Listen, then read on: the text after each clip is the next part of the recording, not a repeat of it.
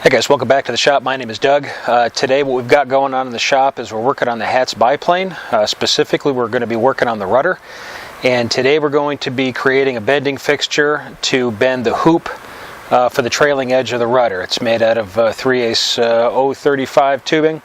And for that we're going to need a bending fixture.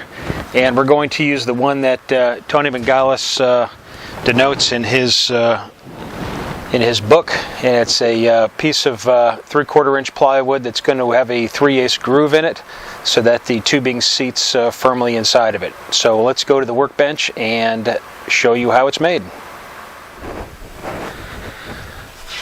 Alright guys, let me show you where I've got what I've got so far. Been working on this for a little bit. You didn't miss too much. I took a look at the diagram in Tony's book.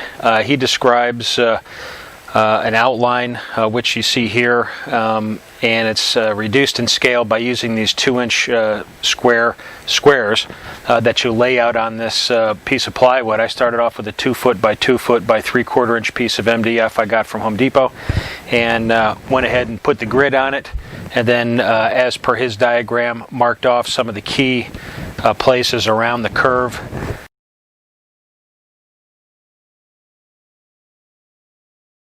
And put nails in them, and then once the nails were in, I took a fairing batten and sprung these curves around the nails and traced it out with a pencil.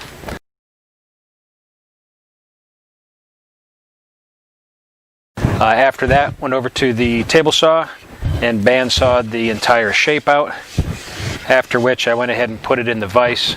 Took a wood rasp and smoothed out some of the saw marks and blended the contour in with the pencil line. Kind of important at this point, because once we go over to the router table to put the 3/8 router groove in the side of it, you kind of want to have this as smooth as possible, just to keep it from bouncing around on the table. So I'll take you over to the router. We'll take a look at the setup, and then we'll go ahead and cut it.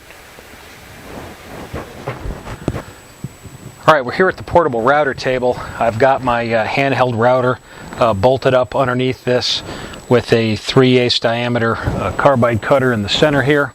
What I've done was I've built a right angle block that I can clamp and give myself a nice vertical surface to work off of. And we've got a secondary piece of wood here that's got a groove in it.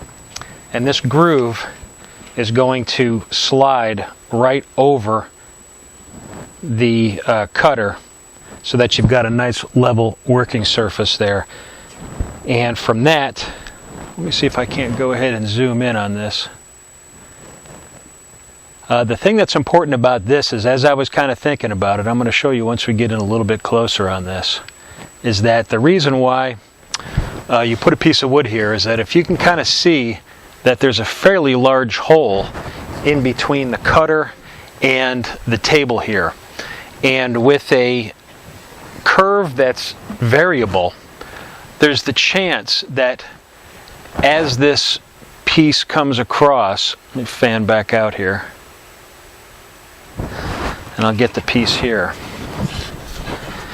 As the piece comes across, you can see that it's going to contact the router cutter at different depths depending on how shallow or how steep the curve is, because it's going to be riding off of these 2 points here on the table. So what I've done was I've gone ahead and put a secondary table here so that I can ride on the backs of, or on the tabletop here, so that I don't have that giant hole. So this is just this cutter is just going to be poking up out of the top, going right into the MDF. And no matter what the curvature is as I work that piece around, it's going to always remain a constant depth. So this is actually going to bolt straight in, and that'll give me a nice level surface here as I go ahead and bring this cutter into, bring the fixture into the cutter. That'll always be working at the same depth. turned the sound off on this clip because the router was just too loud and I was having audio issues with my wireless microphone. But as you can see, as we bring the piece in here up against the vertical fence, we're feeding into the cutter now. It's pretty much straightforward, just keeping pressure against the back fence there and feeding the piece in. The most difficult part of this whole thing was to keep the piece tangent with the cutter as I worked the various radii around the piece. That seemed to be the biggest issue with this. The sacrificial table worked very well and did what it was supposed to do, and what I ended up doing was just taking several passes around the cutter just to make sure that everything was routed where it was supposed to be routed, so to speak. I did end up putting a hash mark on the sacrificial table, which denoted the center of the cutter, and I was able to use that and the visual point where the fixture met the table to go ahead and determine what the tangency point was. I wish I had some better video of that, but for the most part, pretty much straightforward routing. Like I said, a couple of passes around just to make sure that everything was of equal depth, and we finished it up. It turned out very nice. All right, you can see here the groove is finished. It's, I think, fairly deep enough. If we put a piece of 3/8 tubing into the top, it basically goes right up the sidewall. Let's see if I can get a better shot of this. What's important is that it seats deep enough so that the sides of the tube are supported as well as the underside, so there's less chance of it kinking. I don't think that any of the curves on the rudder hoop are going to be small enough, or tight enough I should say, that kinking should be an issue. But you do want to have it supported on at least 3 sides as you go ahead and wrap it around the fixture here.